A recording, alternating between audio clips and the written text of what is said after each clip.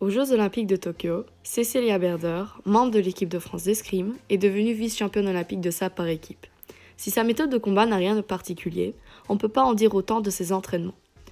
Pour optimiser ses séances, elle attache des bandes de contention autour de ses muscles. Et pour performer lors de grands rendez-vous sportifs, nombreux athlètes ont aussi recours à ces techniques d'entraînement modernes. C'est le cas aussi de Michael Andrew et de Kajula Eva. Cette méthode s'appelle l'entraînement par restriction vasculaire, ou BFR, Blood Flow Restriction Training en anglais. En d'autres termes, c'est le garrottage des muscles. Mais le fait de garrotter ses muscles permet-il vraiment d'atteindre de meilleurs résultats ? Avant de répondre à cette question, nous allons d'abord expliquer en quoi consiste cette méthode et l'intérêt qu'elle apporte.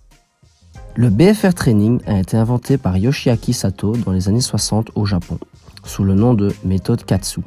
Cette méthode nécessite l'utilisation d'un brassard, semblable à un tensiomètre de médecin, que le sportif place autour de l'extrémité proximale du muscle entraîné. Cela réduit partiellement le flux sanguin qui irrigue les muscles traités et donc diminue l'apport en oxygène. Il existe différents types de garrots, le tourniquet, le brassard gonflable ou l'élastique.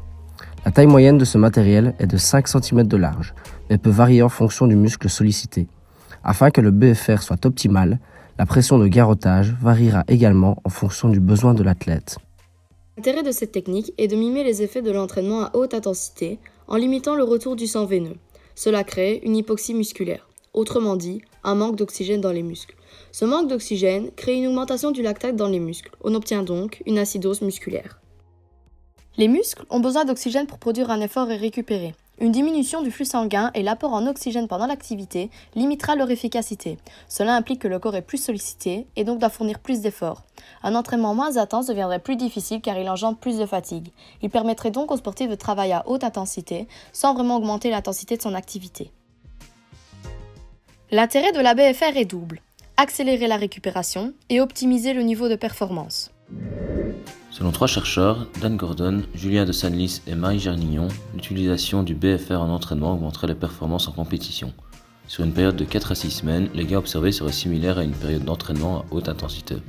Des analyses sur les bénéfices de l'entraînement par la restriction vasculaire ont été réalisées dans les disciplines de force comme la lutte et les différents lancers en athlétisme. Il en ressort que la charge maximale qu'un athlète peut soulever est augmentée de 6 à 19%. Ce résultat serait dû au fait que la diminution des apports en oxygène à l'effort accroît la quantité de protéines utilisées par notre corps. Ces mêmes protéines sont utilisées pour développer les muscles et la force.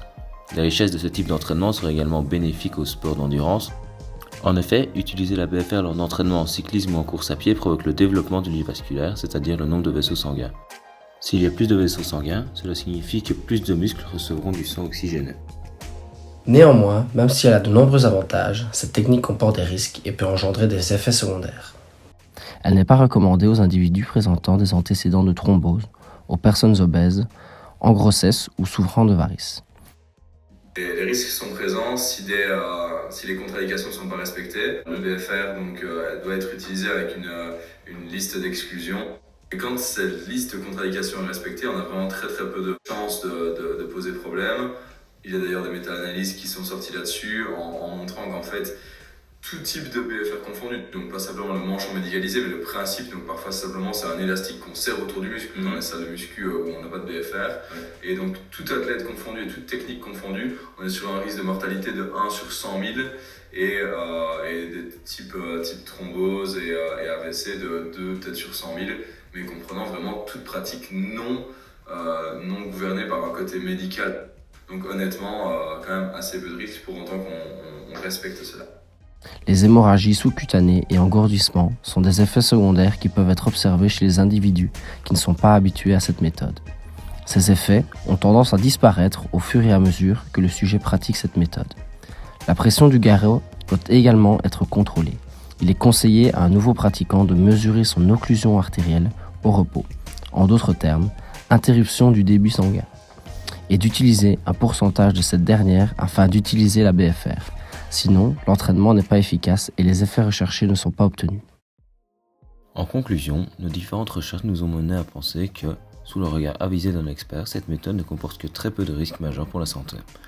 En effet, dans le cas où la pratique n'est pas contre-indiquée, une personne individualisée, un emplacement et un garrot adéquat ainsi qu'une organisation optimale dans le planning d'entraînement mène à de meilleures performances en compétition, tout en préservant les articulations des sportifs de haut niveau.